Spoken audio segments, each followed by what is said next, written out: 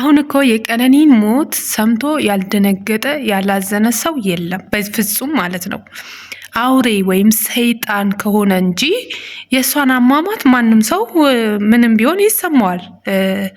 ግን ምንድን ነው እዚህ ጋር ቤተሰብ ይህንን ሁሉ ጊዜ እቺ ልጅ ዛሬ እየወጣ ያለ መረጃ ስትደበደብ የሚያሳየው የፊቷ ይህንን ሁሉ ቤተሰብ እስካሁን ድረስ አልሰማም ወይ አላያትም ወይ ብለን ስንጠይቅ ባለፈ እንደተመለከታችሁት ወንድሟ ሽጉጥ ሲመዝባት ሁላ ሲያይ ነበር።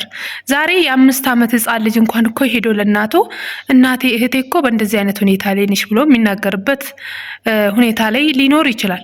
ይህ ልጅ ደግሞ እንደምታዩት ህፃን ልጅ አይደለም፣ ትልቅ ልጅ ነው። እህቱ እንደዚህ አይነት ላይፍ ስታሳልፍ እንደዚህ አይነት የሲኦል ኑሮ ስትኖር ወንድም ይህን የሚያክል ቢያንስ እኮ ይሄ ልጅ 19 እና 20 የሚሆን ልጅ ነው እድሜው በግምት እንደምታዩት በሰላ ያለ ልጅ ነው።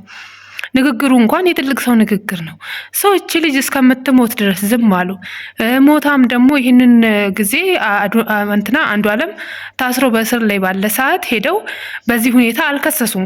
ከሳሽ የለም እኮ ነው የተባለው። አንዱ አለም እኮ ሲወጣ ከሳሽ የለም፣ ከሳሽም መረጃም ማስረጃም ስለሌለ ልጁ ውጭ ነው ጉዳዩን ይከታተል ተብሎ ነው ከእስር ቤት የወጣው። ሰው ዛሬ ደግሞ መጥተው ፍትህ እየጠየቁ ነው። ቲክቶክ ላይ ፍትህ ይመጣል። ቲክቶክ ላይ ፍትህን ማስገኘት ይቻላል ወይ?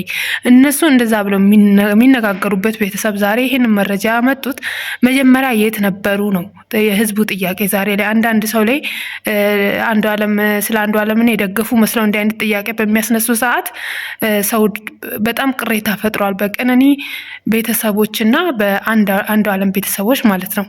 ግን ደግሞ እንደ አንድ ሰው ስትመለከቱት እውነቱ የዚህ ልጅ ቤተሰብ እስካሁን ድረስ እንደዚህ አይነት ላይፍ ስትኖር ቤተሰቦቿ አላዩም ወይ? ጎረቤት የለም ወይ? እንዴት አንድ ሰው ይጠፋል ከዚህ ሁሉ ውስጥ የሚል ጥያቄ ነው። እና ጋይስ